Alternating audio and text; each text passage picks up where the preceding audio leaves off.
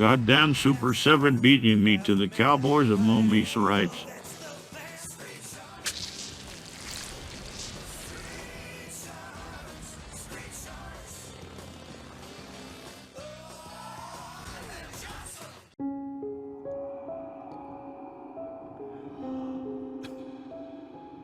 Hello, Randy. I want to play a game. For years you peddled action figures. Your business model thrived on countless repaints and the reuse of parts. Even for this release, you managed to recycle old head sculpts and introduce a figure that is clearly a variant of an eventual second release. Across the room from you is an old friend. You know him as Todd, Funny Boy McFarlane. Todd doesn't believe modern action figures need articulation, yet when he makes a figure of himself he ensures it's fully poseable. He even includes interchangeable feet. What kind of Quentin Tarantino shit is that? Randy, what you have on your head is what I like to call a reverse bear trap. Todd has been injected with a poison which can only be cured by not making a new Batman figure for 24 hours. The two of you have until the end of this review to prove you aren't complete fuck-ups at toy manufacturing. Live or die, the choice is yours. You can't do this, I still haven't made Ninja Turtle figures from the 69th season of the show.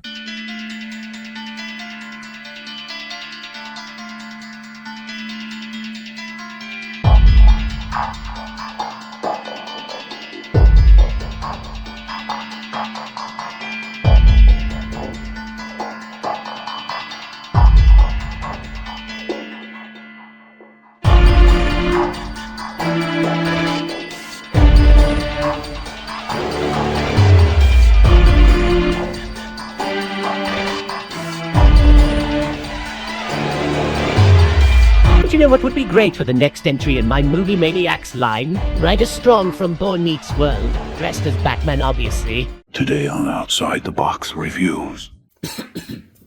Today on Outside the Box Reviews, we're going to be taking a look at the NECA Ultimate Jigsaw figure, the Red Robe Edition. My understanding is that this Red Robe version is a Target exclusive. I'm not entirely sure if the way they worded it, if it was going to be a Target exclusive, like several other Holothon items have been, where it becomes available elsewhere later, or if it is purely a Target exclusive. I'm inclined to believe the latter, just because this obviously, as we alluded to in the beginning of the video, indicates another figure coming down the line. In the movies, Jigsaw does don this red robe. I believe Amanda does as well, but we primarily see the character in the black robe with the red trim. So this is a less common look for the character. Of course, NECA has done Saw figures before. They've done some Toonie Terrors recently. They've done a larger scale Billy the Puppet on his tricycle. And they tackled Saw relatively heavily back in the Cult Classics era. I think if you tally up all the different versions that came out across the Cult Classics line, there were, I think, 6 different versions of Jigsaw that got released. From what I could find, I think all but one of those were in the black and red robes, and only one release came in the same red robes here. And obviously, NECA has come a long way from the Cult Classics line. I'll bring in my Cult Classics figure a little bit later to take a look and compare, but we definitely get a release that comes with more accessories and more posability than we got before, but we do have some trade-offs in order to get that. So let's go ahead and take a closer look at the figure. For accessories, Jigsaw comes with his iconic tape player. Wouldn't be a Saw movie if you weren't hearing some scratchy audio coming out of one of these things. For the scale of this thing, it is really nicely detailed. It looks like there's a little decal on there showing the tape inside. More way zoomed in here, but you know, to the naked eye, it looks really nice. It even looks nice this zoomed in. The whole thing is a good silvery color. You can see kind of the black controls there at the bottom with the red record button. You can see the grills for the speaker on there. If we flip it around to the other side, nothing too crazy going on there, just continuing on the detail. And also nothing too crazy going on in the back. There is some sculpted detail in here that's kind of hard to make out anything clear on, but really just continues on that silver coloration. We also get Jigsaw's retractable arm blade thing that he uses in the original movie to beat up that dude from Lethal Weapon. This was an accessory that we kind of got on the Cult Classics figure, but it was permanently sculpted in there. This time it is a removable piece, which is great if you don't want Jigsaw to constantly have this accessory. Again, we have a very nice silvery blade on there. You see towards the base of the blade, there's some kind of screw holes or something like that, showing the kind of mechanical features of it. We even kind of see some springs or something coming out of the part you'd see around the wrist, giving it that mechanical look like it is some kind of contraption on his arm, not just a static blade. The inside edge of the blade, nothing really special going on. The blade continues its bevel, but then we have this ring that will go around the wrist peg. And that's how you add it to and from the figure, is just sliding the wrist peg through that hole, then pegging it onto the figure. This is definitely a piece I'm much more likely to display with the eventual black and red version of this, because I feel like that's more what he used it in, but I'm glad it's included here.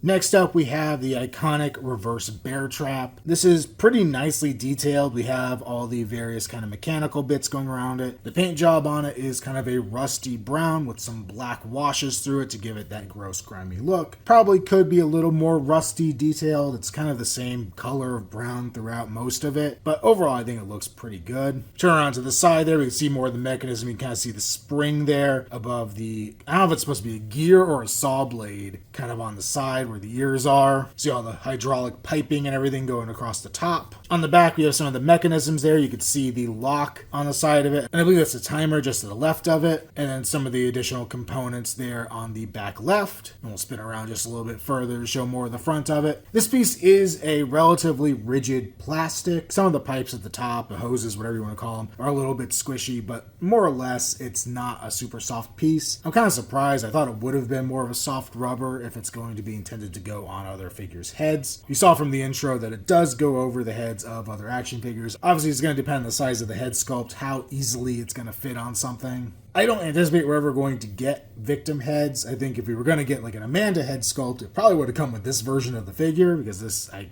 think the red robe is more associated with Amanda than Jigsaw even. So I don't really think we're going to be getting any victims to put it on. It is nice that it could go over some heads, but if I was going to make a request that I know is not going to get fulfilled, I would say that with a second release of this figure, it would be cool to actually include like the spikes on the inside that we see in the movie that go into the mouth of whoever's wearing the reverse bear trap. So that would look more like the prop, you know, when not being worn.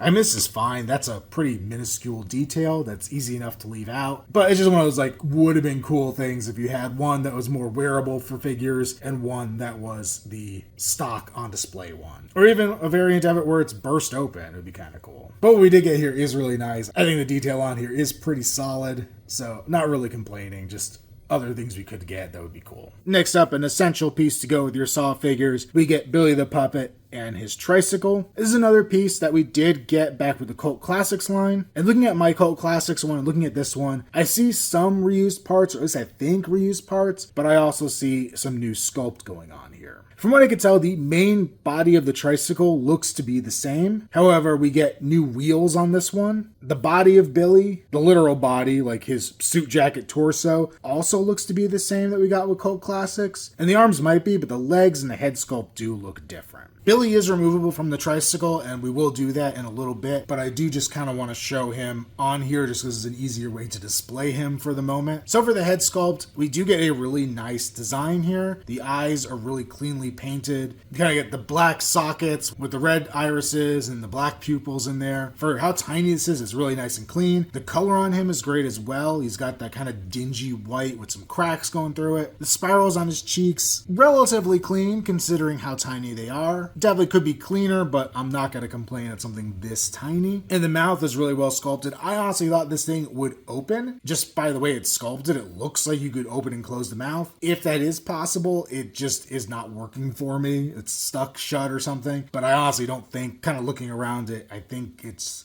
really all one piece and maybe glued in or something, but it's not an articulation point. Going on to the side of the head, we have his hair sculpted in there, looking stringy and gross like it should. The line between the hair and the skin is a little rough. We're kind of used to that from NECA figures, right? Nothing too crazy going on in the back of the head. No real paint shading in the hair either. A little bit of a disappointment, but Billy does have very dark, stringy hair, so I don't know if that really would look right if he had paint in there. Now we'll take a look at the other side of his face. A little more slop going on there on his hairline on that side as well, but nothing terrible. Going down to the body, we have his bow tie and his pocket square, nicely detailed in a bright red. This is a big paint difference I'll get into when we get to the older figure. We can see his white shirt detail under there, and then his black suit jacket with a lot of wrinkles and everything. No real paint shading on any of these, just kind of the same thing throughout. We can see his sleeves are nicely done with wrinkles as well. He has the white kind of cuffs there at the end, and then there's a little bit of just kind of black, almost like a stick sticking through there into the gloved hands that are both in a gripping pose to hold on to the tricycle handles.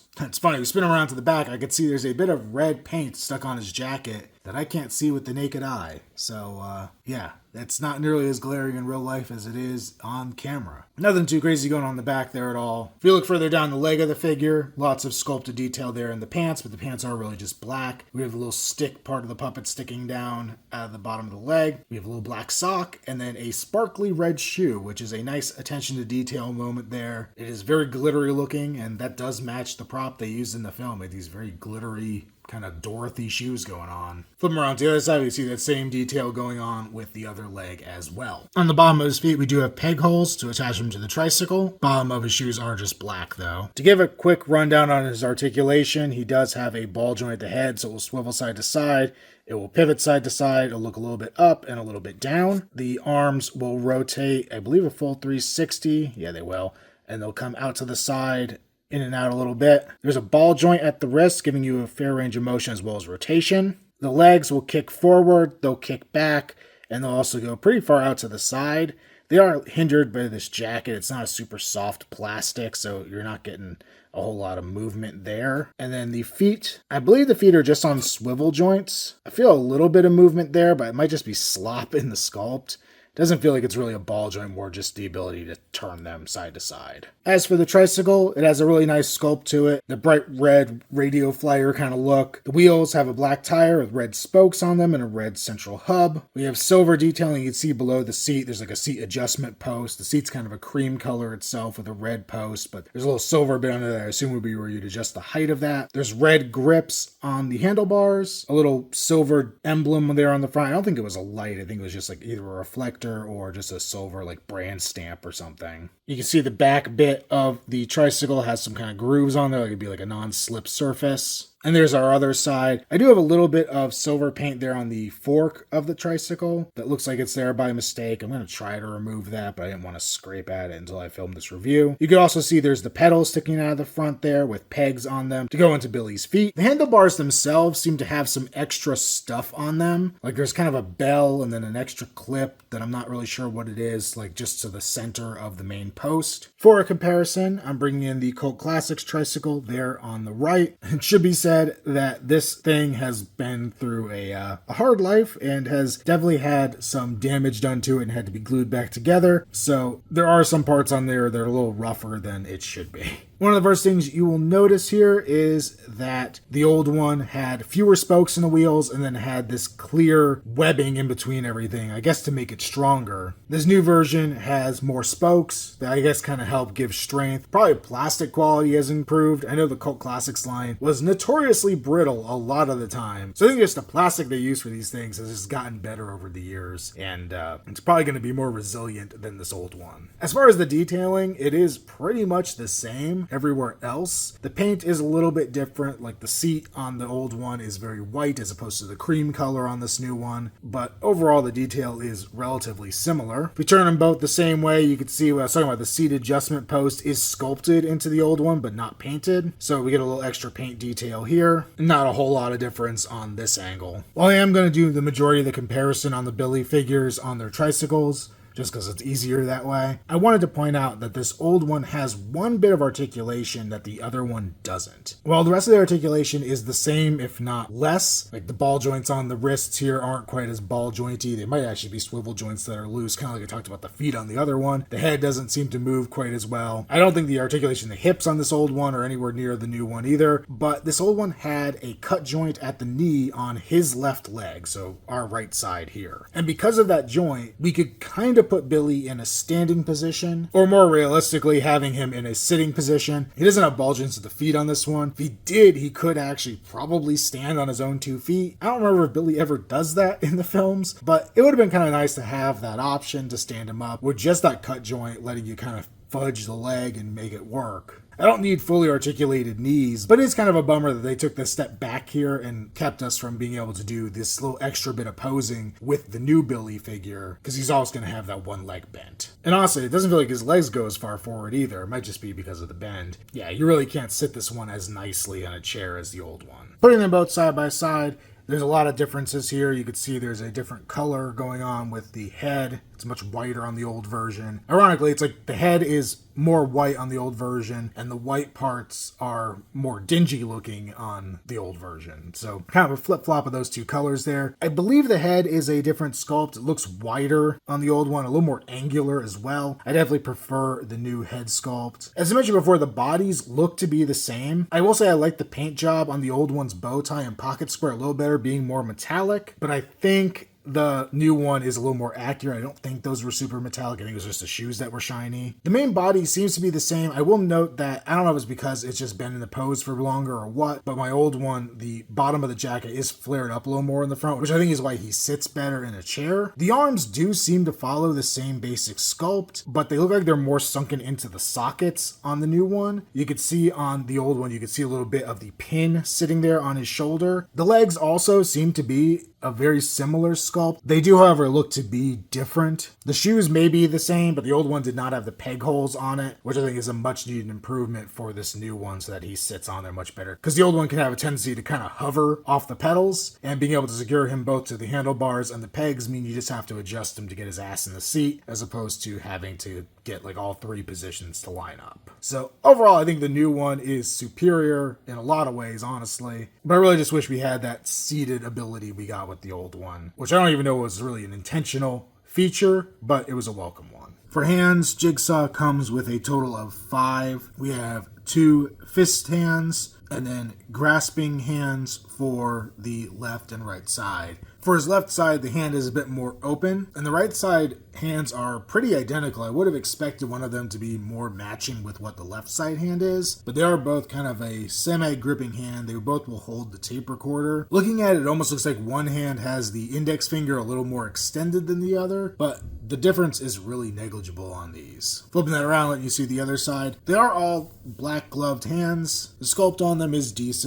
Looks like any other gloved hand we have that we've got in the past. I do kind of wish this release would have come with some ungloved hands. I believe in part 3 you see Amanda in the pig costume with no gloves, so it would have been kind of cool to have that option. Flipping him over, you can see the palm side, and like I said, you can kind of see a little better here that those two right hands, one is a little bit of a tighter grip than the other, but I really do wish we would have just gotten one more like the outstretched hand, and then just flipping that around to give you the other view of them as well. Should also be noted, all of these do have a built-in hinge to them. It's all the same direction, kind of an up and down motion. And here's what he looks like holding the tape player, so it's a pretty good fit in his hand. It works pretty well. This figure comes with 3 different head sculpts. I believe all 3 have been seen before back in the Cult Classics line. I only have 1 Cult Classics figure, but from what I can tell, all 3 of these heads were different variants of Jigsaw back in that line. For the 2 Tobin Bell heads we're going to look at, they were released in both a hooded and unhooded version, and then the pig head was released both unhooded, but one in the black robes and one in the red robes. In the past, getting these recycled Cult Classics heads has kind of irked me. I thought it was kind of a lame move on both the Freddy vs. Jason and the Part 2 Jason Voorhees figures, but you know what? These are okay. They work still for what they are. There's some good lines and wrinkles in the face. They got kind of the red puffy eyes going on with him that look pretty good. The hair is a little,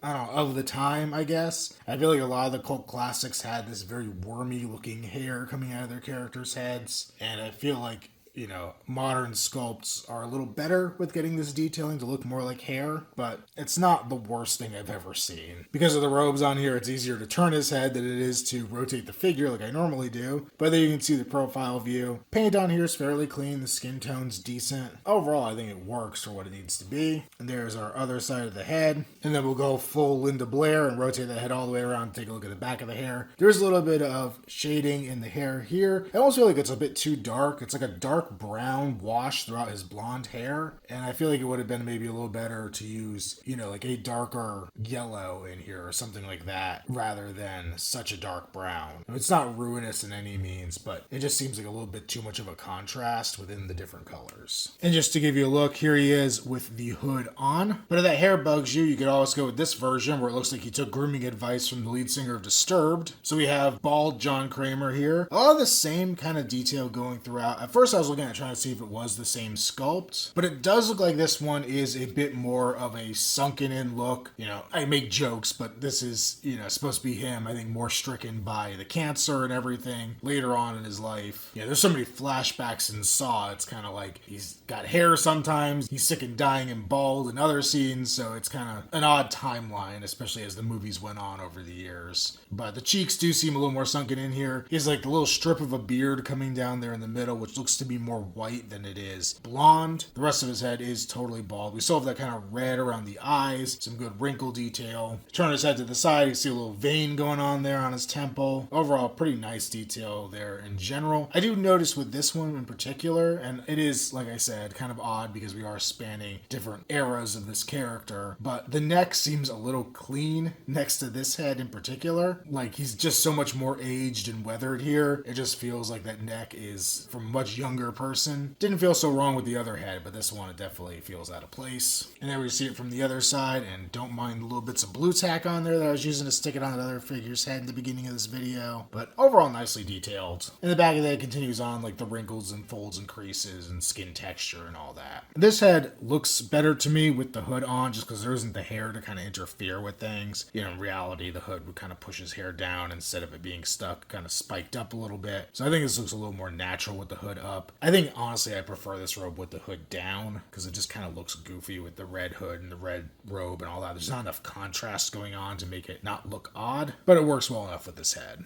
And then last but not least, my favorite head of the set, the pig head mask. I think they did a really good job here. Again, another recycled head sculpt, but the paint on here looks really nice. You can see all the wrinkles and stuff. There's kind of a little bit of ooze coming out of the eye on the mask. The nose gets a nice pink highlight, and the eyes have dark black inside of them, kind of obscuring who's wearing it. It has the long, stringy hair, which, once again, that very old cult classic style. We zoom out a little bit, you can see how long it goes down onto the body. I also like this because it kind of hides the seam in the robe a little bit, which I think helps the overall look of this figure. We got the ears sticking out to the side. So there's the profile view. Again, looking pretty good. The hair does tuck up behind the head. We'll get to that in a second here. So off to the side, the hair doesn't drape quite as naturally as you'd want it to. When it's looking straight forward, it kind of flows with the body a little bit more. There's our other profile view, and you can see the hair tucked under on that side. And then with this one, we'll actually turn it all the way around, because you can kind of see there's the collar on the robe, and the hair does kind of go around the collar. You either have to put it around it or completely under it, and I think it looks more appropriate if it's somewhat over the collar. There is some brown shading throughout the hair, which I don't mind. Maybe a little aggressive, but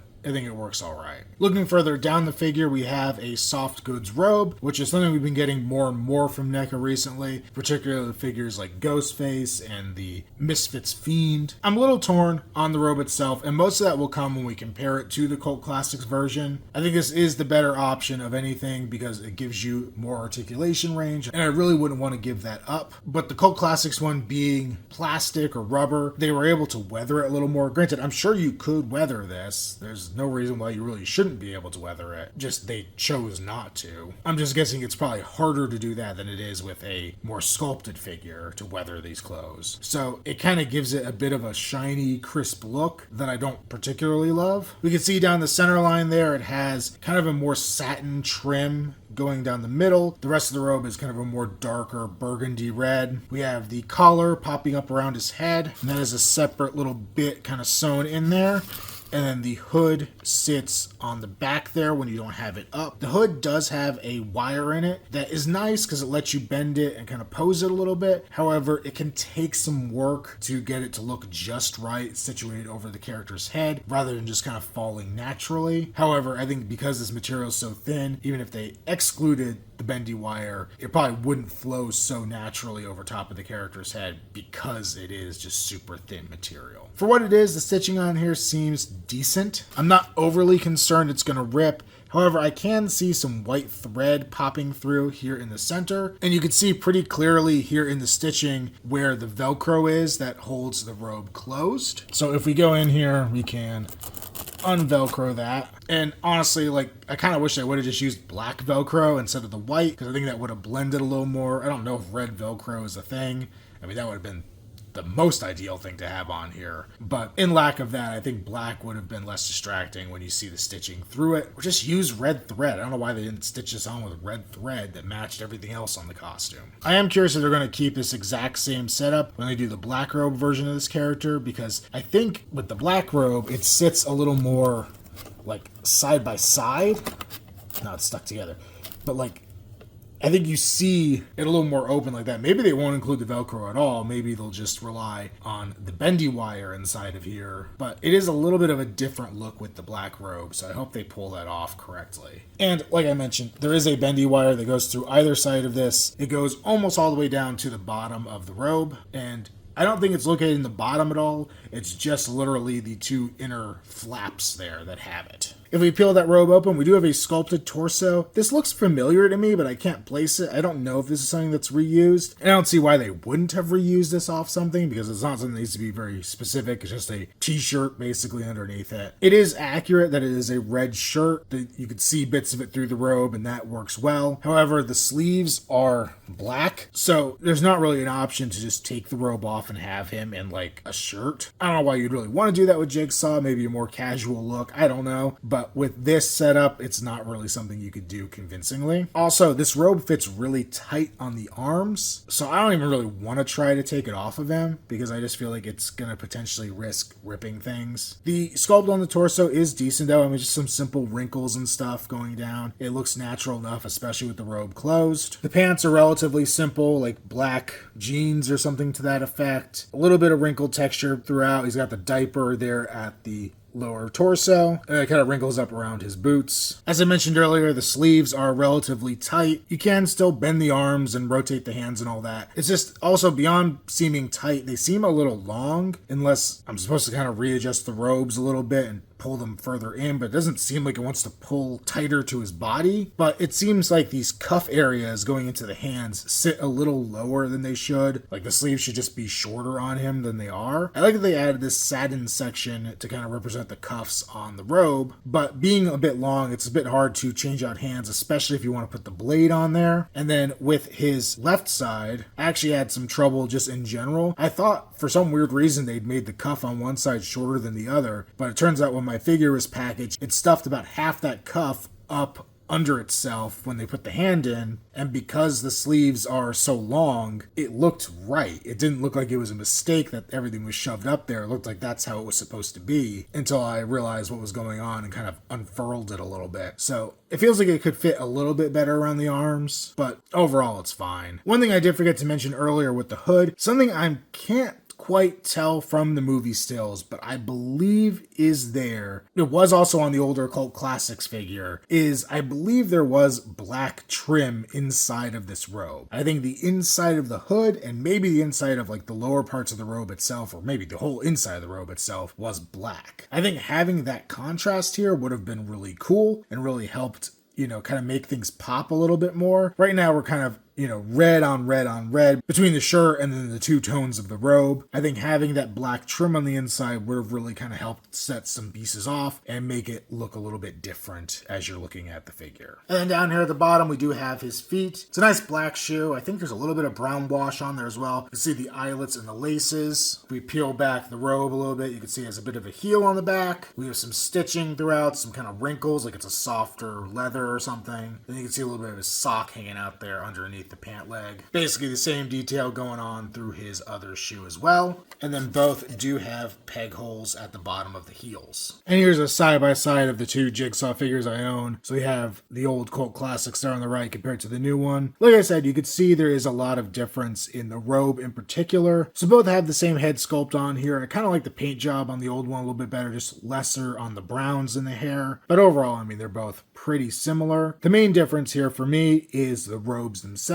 Just especially by comparison, the one on the new one just looks so clean. The old one, while it didn't have like the cool secondary color on the trim and everything, you could see the kind of cuffs on the wrists are a little beefier, more built out, and not just a different color and sewn in. And then it's just overall darker and dingier because of the way it was, you know, partly sculpted, partly rubber, whatever, that they could actually do a wash on this and give it a bit more grit and grime. It's definitely possible to weather up this new robe, but just talking out of the package, this is what we get, and it's definitely different. I do also want to point out, you can see inside the hood on this figure, it is black. While I didn't do inside the robes black, there is a little bit of an accent that I think helps. And the other thing to point out is the blade on the old one has a little bit of blood on it. Not the best blood, but, you know, just as a comparison point, we have a clean one versus a bloody one. And then the way this was set up, granted, this is not a removable piece as far as I'm aware. You can see a little bit more of that spring mechanism at the base of it, whereas the way the robes fit on this new one, that's really all covered up. And I mean, even mine's kind of pulled up a little bit on the arm. So if it's all the way down, you're hiding a lot of that extra detail, which isn't super important. It's just kind of interesting to note that you can see more detail on the older figure, just in its normal pose, because you can't adjust how that sits. For articulation, each of the heads has a ball joint, so it can look up, look down, swivel side to side, as well as rotate. There is also a ball joint at the base of the neck, so you can extra accentuate out that motion way more than you probably would ever need Jigsaw to do. But looking up and down is really nice. You get a really good range there, but the side to side's a little ridiculous at times, but you don't have to go that far with it. I do like that they included that level of articulation. The arms can rotate. With this robe, you don't really get the best range of motion out of them, but you can get them to move forward and back. You can also get them to move out to the side. We have a single joint at the elbow, it feels like, and we can rotate at that joint. So we get about 90 degrees of a bend there. The hands can all rotate and then hinge up and down. Obviously with the knife on there, we lose some of that articulation range. And honestly, every time I try to move this, it feels like it's gonna pop off. So I don't even really want to try to bend the wrist too much. I'm starting to think, as cool as I like the idea of this being removable, they should have just given us a hand with it permanently attached to it and just had that peg in, as opposed to like having it go with any hand or whatever, because this is getting annoying. We have a mid-torso ball joint, so you could swivel, rotate side to side, pivot, all that good stuff. Same thing going on at the waist, so side to side, forward, back, pivot. And I apologize, this is my first time filming much on this new camera, and it seems like it keeps trying to change lenses with an autofocus. And if that's making everything jump around in this video, I do apologize. The legs can move forward, back, they'll also go out to the side, they'll rotate at the hip. We have a bend at the knee, about 45 degrees single joint. We'll also rotate, and the boot will hinge a little bit down and up. It will pivot, and it will also rotate side to side. It feels like you can get a little bit more up and down on it, but my joints on this are really stiff, and I really don't want to risk breaking this thing, because a lot of these joints actually feel scarily stiff. For a size comparison, there he is next to Ghostface, another robed character, and I think they look pretty good in scale with one another. You also see Billy there, just for reference. And then because they never gave us a Danny Glover figure from Predator 2, I don't know, we'll throw in Loomis here. See, now even more reason to have a Danny Glover figure from NECA. And again, you know, regular sized humans, this works just fine. I feel like this figure I could pick apart, and I basically have in this review. You know, there are issues with reused parts and issues with the tailoring and lack of weathering in some parts and maybe overpainting of other parts. But in the long run, I think this is one of those releases that's actually more than the sum of its parts in a way. Like, looking at this under a bright white light for review, it does, like, some of the issues become glaring. And then I put it in a scene and I put on some more artistic light with it and pose it a little bit, and I love this figure. Like, I think it's genuinely creepy looking. I think it really evokes something from the films. So despite all my criticisms of this figure, I'm actually going to give it a pretty strong recommendation. I will say I am very much looking forward to the black robe version, probably more than the red robe version. And this is probably going to be dedicated to the pig mask, and I'll probably use one of the Jigsaw heads on the black robe later. But I am really glad I picked this thing up. So I guess that means Randy lived up to his end of the deal, and he wins his game. The question is, did Todd? Oh God, what the hell is that? Why?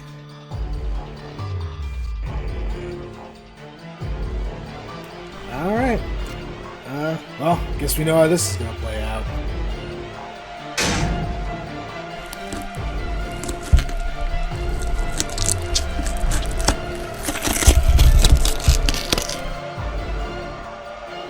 It was Adam West, goddammit.